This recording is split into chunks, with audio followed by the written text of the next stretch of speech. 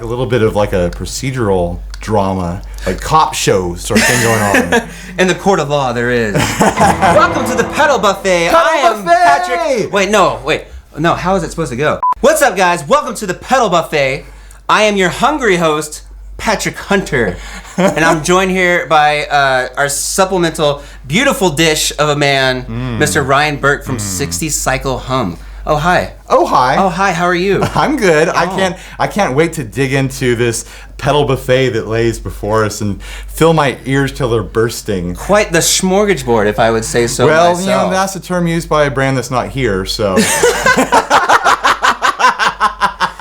So we are at Thomann Gear University here in Trebendorf, Germany, where there's a bunch of gear that we can't afford, a bunch of gear that we don't own, but we get to play with it all. I mean, I think we can afford quite a bit of this. I can afford like this one. This is squarely in the affordable range. I can afford like one a month, maybe. Well, that's tops. affordable. That's affordable. Yeah. I mean, I can say I can't afford going to the movies every day. Oh, okay. You know, it's all perspective. I mean, one of these isn't going to cost me like a mortgage, so I'm not. I actually don't know what any of these cost.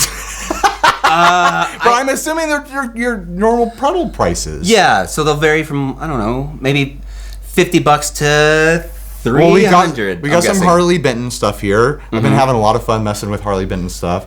And then we've got some Stone Deaf, which is probably that's at the upper end. I don't know what they charge for that one. They are the upper end as far and as then Rev I too. know. I bet Rev is a $1,000. Yeah. On Yelp. I think a majority of these are $1,000. We should use Yelp as a way to review these since it's the pedal buffet. With all the pedals and all the things we get to like play around with here, what's been your favorite thing? Well, I haven't been playing with a lot of pedals. I've been focusing on like guitars and amps that I don't usually get to mess around with. But just now jamming with this, I'm really liking this Mad Professor dual blue delay. It's neat that there's two sets of knobs here, two sets of controls, and you can swap between them. I think this is how it works. It goes from your short bank to your long bank. Let's see if that worked. Did that change anything? I think it changed. Here, we'll turn this super down. Yeah, see? Oh yeah. So you get two different banks with all the settings. You get level, tone, repeats, and delay. That's a lot of fun. That's really useful. For both, and it's also the tap tempo for that too. Yeah. Let's see if that worked. Oh, it didn't. Now you're just breaking things. I don't know what I did. Okay. All right. Well, that was fun because now we're gonna get kicked out.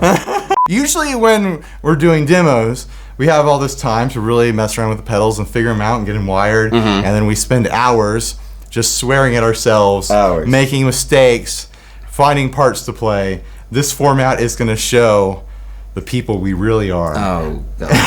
No. The players we really are. How we explore pedals and experience them. And what I really love about your demos is you always get really... I like where we're going.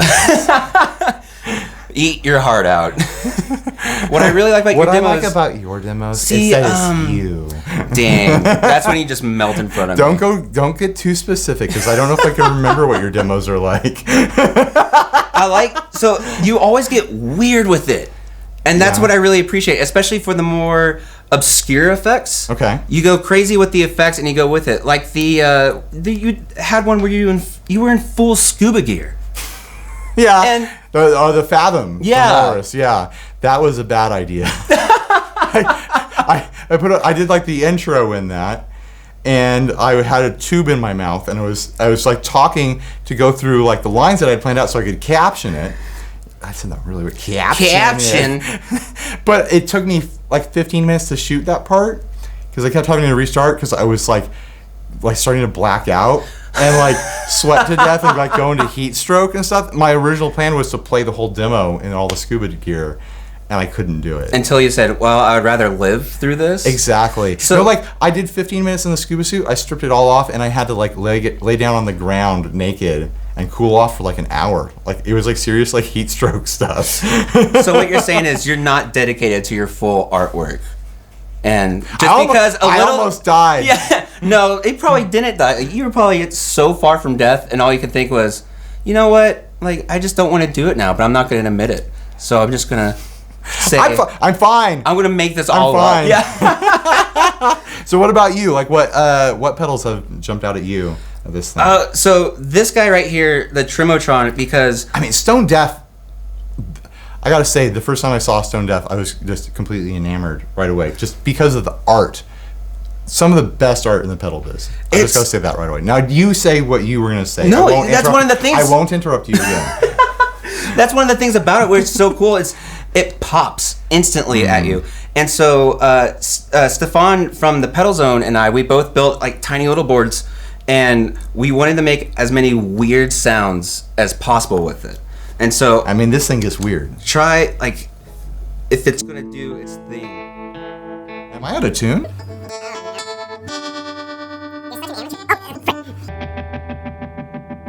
It makes it sounds like a Western now.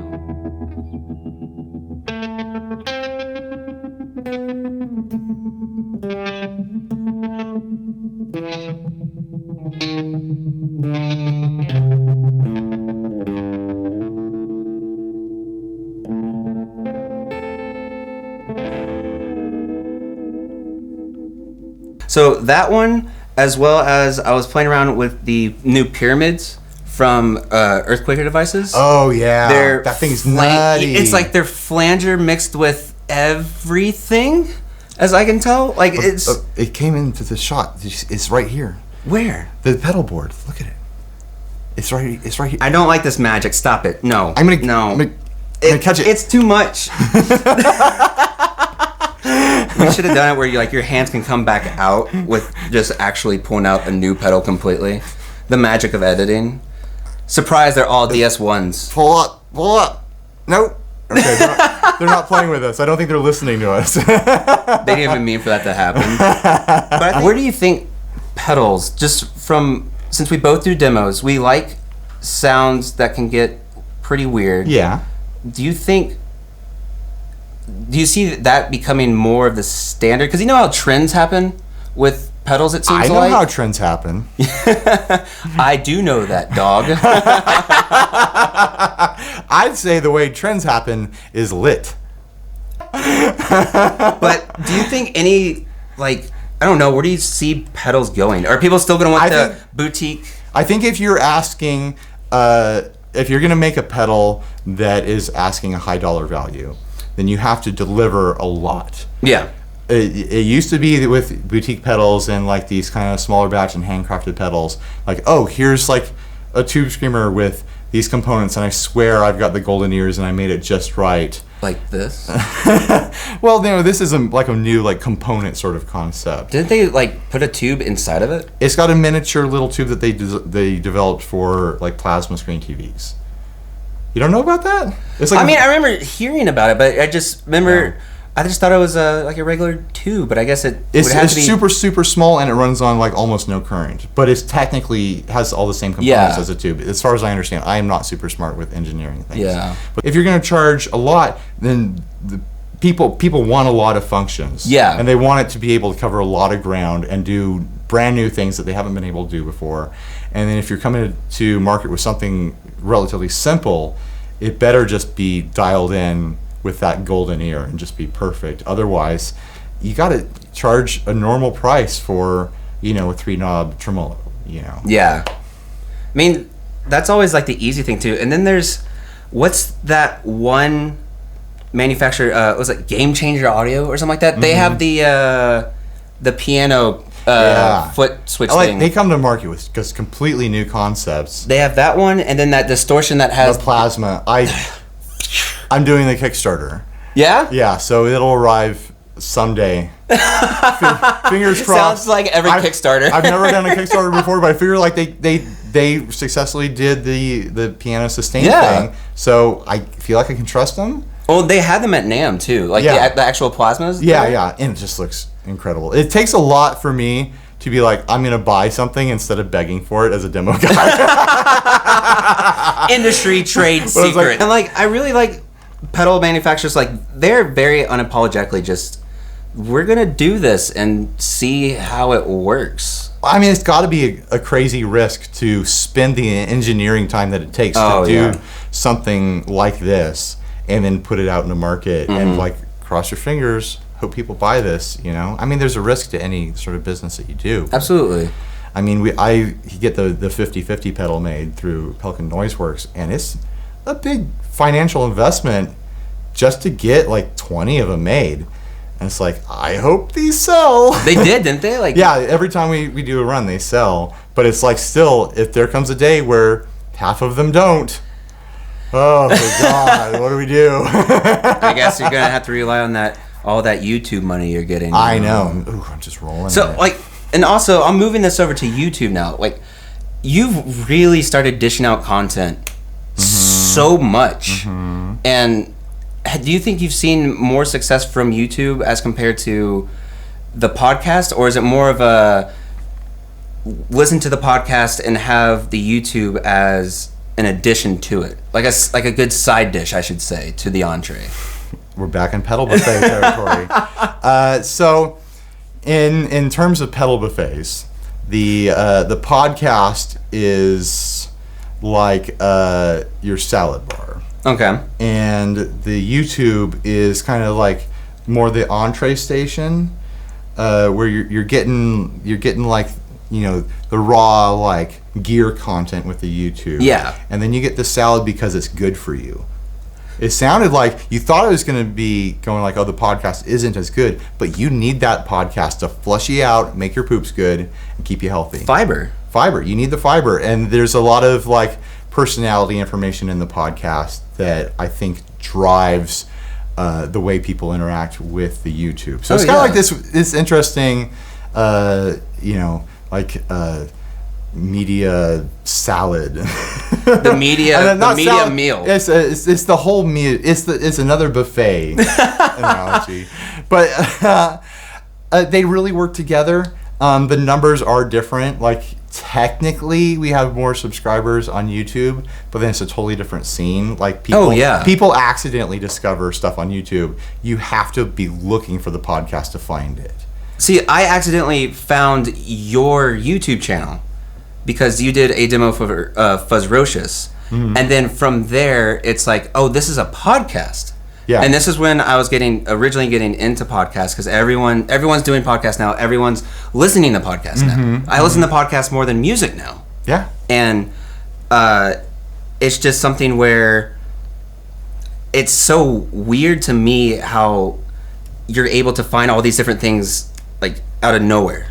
And then with your podcast, it's just become so nice. You and Steve work off each other really well. But then it's this different dynamic for the YouTube channel, where it's just it seems you have this idea, you like going into things directly, and then it's basically who you are. It's like seeing your friend being like, hey, check this out. I mean, I have to approach each thing differently. Like, as a podcast, you can sit down and just like talk about whatever for however long it takes. And YouTube is kind of like the format's more restrictive, so I actually plan out what I'm doing. It's like I don't want to go over like 10 minutes for the most part. So it's like I'm trying to talk really fast, like trying to like play parts that. Hey guys, sense. Ryan here. Here's what I have to say. I like doing the like we have a crowdfunding group where I share like secret stuff, and I posted up a B-roll, a blooper roll of me trying to do my intro, which I do every freaking video, and it's so hard. And it's like, hey, this is Ryan from 60 Hey, this is Ryan from 60 Cycle Hum the Guitar Podcast. Where you forget what English is at that point. It drives you nuts, and your jaw goes numb, and you're just like, oh. That's like my favorite part. Like, is how when you first start doing it. At least for me, when I first started my YouTube channel and started doing like the commentary parts, I would just try and wing it, and now I've gotten to the point where I make tiny scripts, but it's more just bullet points and go with it. I do bullet points, so I keep myself on task. Yeah. You know? Otherwise, you just end up talking about nothing, and then you watch the footage in Premiere when you're editing it, and you just go, "Why did I?" I would never watch it in Premiere because I'm a Final Cut boy.